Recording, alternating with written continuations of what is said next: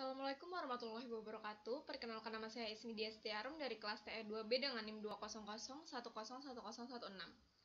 Di video ini saya akan menjelaskan materi mengenai reliability atau keandalan.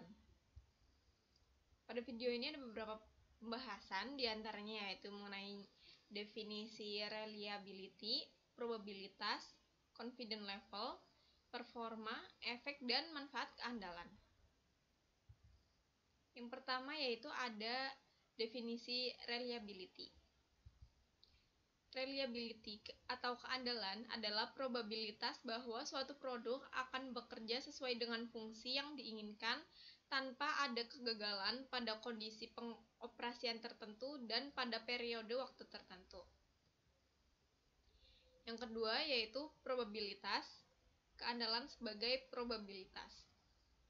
Probabilitas di sini yaitu perbandingan dua bilangan. Pembilang adalah banyaknya kejadian yang dicari, peluang terjadinya telah terjadi atau dapat terjadi, dan penyebutnya adalah jumlah kejadian percobaan yang dilakukan, di mana dituliskan pada rumus matematis yaitu RT sama dengan NS per NT.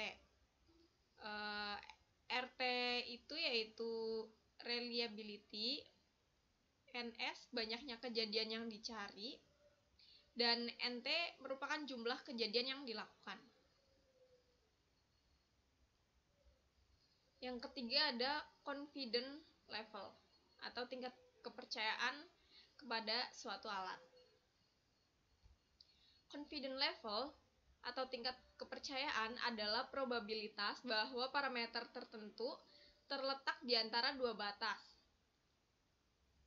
Dan terdapat definisi lain, yaitu probabilitas yang menghubungkan posisi timbal balik dari nilai sebenarnya dari suatu parameter dan estimasinya. Apakah tingkat kepercayaan itu di atas atau di bawah? Di sini ada gambar grafik mengenai confidence level. Grafik itu bergerak dari bawah menuju ke atas dan turun lagi ke bawah. Yang keempat yaitu performa. Performa tanpa kegagalan. Definisi performa sendiri yaitu performa tanpa kegagalan dapat dihasilkan atau diperoleh output produk sesuai spesifikasinya. Berikut merupakan grafik dari performa, dan yang di kanan terdapat beta curve, kurva beta.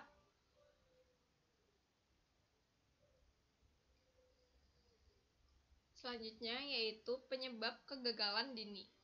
Penyebab kegagalan dini ini terdapat 15 faktor. Di antaranya yaitu yang pertama ada teknik manufaktur yang buruk, termasuk proses penanganan dan praktik perakitan. Yang kedua yaitu kontrol kualitas yang buruk, 3 pengerjaan yang buruk, 4 pembakaran tidak cukup, 5 pembobolan tidak cukup, 6 debut tidak cukup, 7 bahan di bawah standar, 8 bahan di bawah standar, bagian di bawah standar. Yang ke-9 mengganti komponen dengan yang tidak difilter, 10 suku cadangan gagal dalam penyimpanan atau transit, 11 bagian gagal saat diberi fungsi pertama kali, yang ke-12 karena adanya kontaminasi, yang 13 yaitu kesalahan pada manusia, yang 14 pemasangan yang salah, dan yang terakhir yaitu startup yang tidak tepat. Ada beberapa kemungkinan penyebab kegagalan.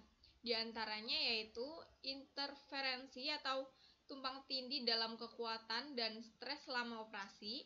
Yang kedua, faktor keamanan yang dirancang tidak mencukupi. Yang ketiga, terjadinya beban acak, terjadinya kualitas acak, terjadinya cacat yang lolos, terjadinya kesalahan manusia dalam penggunaan. Selanjutnya ada pengaplikasian yang salah, penyalahgunaan, kegagalan yang tidak dapat dihilangkan dengan debugging.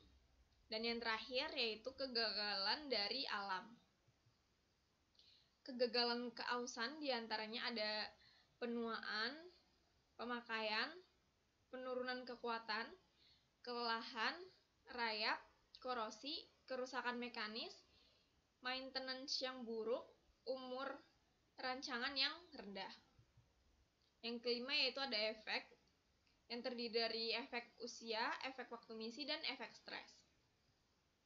Efek usia yaitu keandalan sangat bergantung pada usia yang ditulis secara sistematis, yaitu seperti R T, T sama dengan R T besar plus T kecil per R T besar, di mana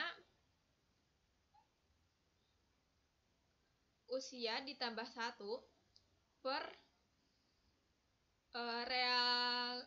reliability usia.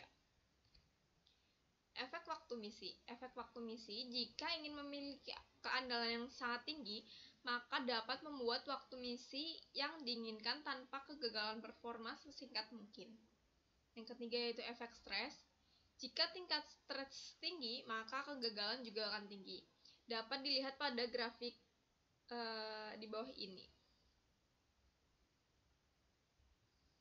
Yang keenam ada manfaat keandalan. Keuntungan adanya keandalan. Manfaat keandalan diantaranya adalah yaitu diketahui kelemahan dari masing-masing unsur dalam penyelenggaraan pelayanan publik. Yang kedua yaitu diketahui kinerja penyelenggaraan pelayanan yang telah dilaksanakan oleh unit pelayanan publik secara periodik. Yang ketiga yaitu sebagai bahan penerapan kebijakan yang perlu diambil dan upaya yang perlu dilakukan.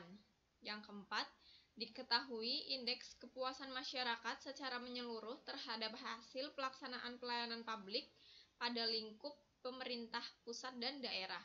Dan yang terakhir yaitu manfaat masyarakat dapat diketahui gambaran tentang kerja unit pelayanan. Sekian video mengenai reliability dari saya, kurang lebihnya mohon maaf. Wassalamualaikum warahmatullahi wabarakatuh.